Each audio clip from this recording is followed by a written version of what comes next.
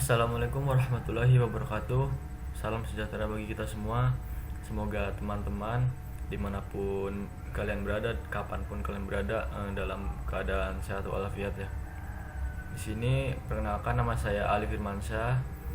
Saya dari Prodi Teknik Informatika Universitas Pancasila Bekasi. Di sini saya akan membuat sebuah video ya, untuk menyelesaikan sebuah tugas setara ujian tengah semester pada mata kuliah Teknik Riset Operasi. Di sini saya akan menjelaskan materi tentang pengantar teknik riset operasi. Nah, yang pertama di sini, apa itu riset operasi?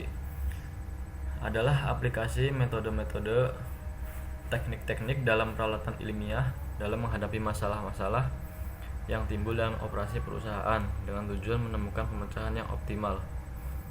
Dalam kehidupan sehari-hari ini seringkali ya kita menjumpai masalah-masalah dengan tingkat kesulitan yang berbeda. Dalam penyelesaiannya diharapkan mendapat hasil yang optimal.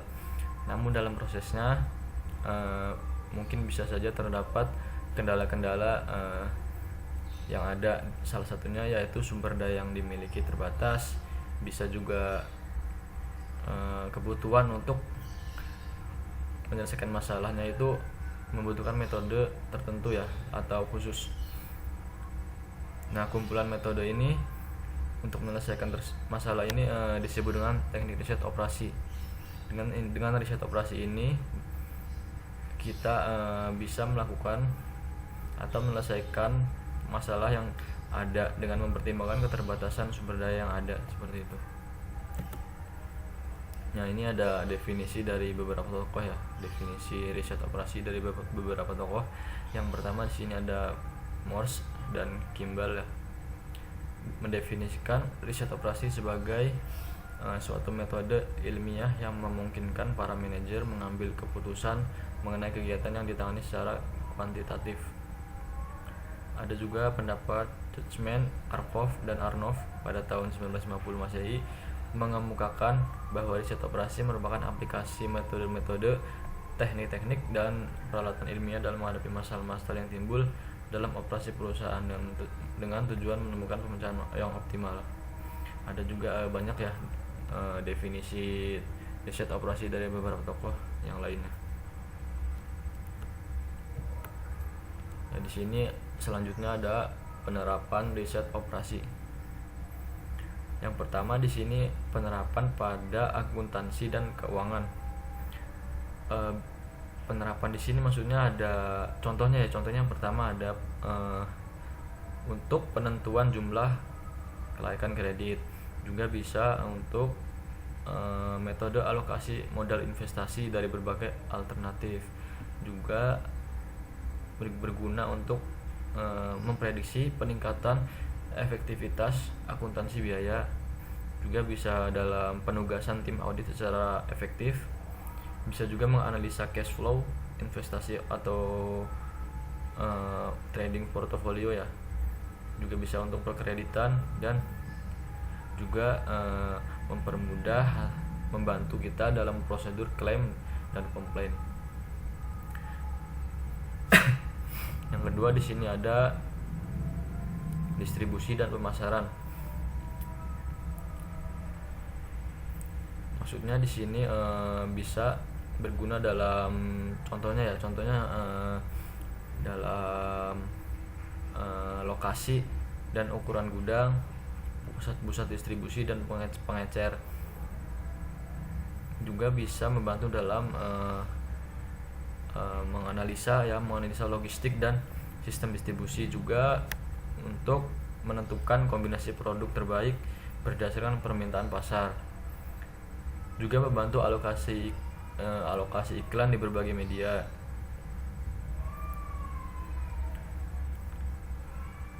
Juga memprediksi penempatan lokasi yang bagus untuk meminimumkan biaya distribusi. Dan juga penugasan tenaga penjual ke wilayah pemasaran secara efektif. Dan yang terakhir juga bisa mengevaluasi kekuatan pasar dari strategi pemasaran pesaing. Yang ketiga di sini ada manajemen konstruksi. Maksudnya di sini yaitu gunanya untuk kebijakan pemeliharaan data dan dalam jumlah karyawan, juga untuk pengaturan proyek dan alokasi sumber daya manusia. Yang terakhir di sini ada operasi produksi dan eksplorasi. Contohnya untuk penentuan bahan baku yang paling ekonomis untuk kebutuhan pelanggan, juga untuk meminimumkan persediaan atau inventory, dan menyeimbangkan jalur perakitan dengan berbagai jenis operasi. Dan juga bisa untuk strategi eksplorasi dan eksploitasi bahan mentah dan peningkatan kualitas operasi manufaktur. Selanjutnya ada model-model dalam riset operasi ya. Yang pertama di sini ada model ikonik, merupakan tiruan fisik seperti bentuk aslinya dengan skala yang lebih kecil. Contohnya di sini ada market gudang ya, model otomotif, dan model pesawat.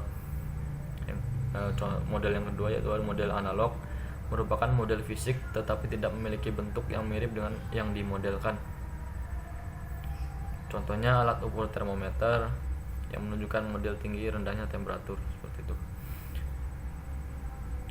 Ketiga ada model simbolik, merupakan model yang menggunakan simbol-simbol, huruf, angka, bentuk gambar, dan lain-lain. Model ini yang menyajikan karakteristik dan properti dari suatu sistem, contohnya yaitu jaringan kerja atau network diagram alir atau flowchart, dan sebagainya. Keempat, di sini ada model matematik, model yang mencakup model-model yang mewakili situasi real sebuah sistem yang berupa fungsi matematik.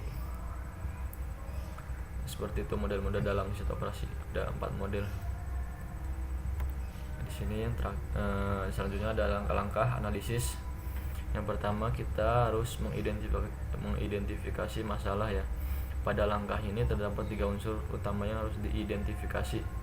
Yang pertama ada fungsi tujuan. Fungsi tujuan ini berguna untuk membantu mengarahkan upaya memenuhi tujuan yang akan dicapai. Yang kedua, dalam identifikasi masalah ada fungsi batasan atau kendala. Fungsi batasan ini yang mempengaruhi persoalan ya terhadap tujuan yang akan dicapai. Yang ketiga dari identifikasi masalah yaitu ada variabel keputusan, variabel yang mempengaruhi persoalan dalam pengambilan keputusan. Yang langkah kedua ada penyusunan model ya. Di dalam penyusunan model ini ada kegiatan mengumpulkan data ya untuk menaksir besaran parameter yang berpengaruh terhadap persoalan yang dihadapi. Taksiran ini yang digunakan untuk membangun dan mengevaluasi model matematis dari persoalannya. Langkah yang ketiga yang selanjutnya yaitu ada analisa model. Dalam memformulasikan persoalan ini ada 3 hal penting yang harus dilakukan ya. Yang pertama melakukan analisis terhadap model yang telah disusun atau dipilih. Yang kedua ada memilih hasil-hasil analisis yang terbaik dan melakukan uji kepekaan dan analisis post optimal terhadap hasil-hasil analisis model. Selanjutnya di sini ada pengujian keabsahan model ya. Maksudnya pengujian keabsahan model.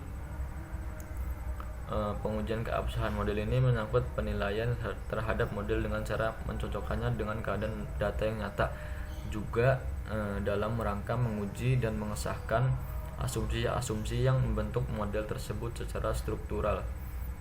Tahapan ini menentukan apakah model yang dibangun telah menggambarkan keadaan nyata secara akurat. Jika belum, perbaiki atau buat model baru. Yang terakhir ada implementasi hasil akhir ya. Hasil-hasil yang diperoleh berupa nilai-nilai yang akan dipakai dalam kriteria pengambilan keputusan merupakan hasil-hasil analisis yang kiranya dapat dipakai dalam perumusan strategi, target, langkah kebijakan guna disajikan kepada pengambil keputusan dalam bentuk alternatif pilihan. Implementasi ini menerjemahkan hasil studi atau perhitungan ke dalam bahasa sehari-hari agar mudah dimengerti.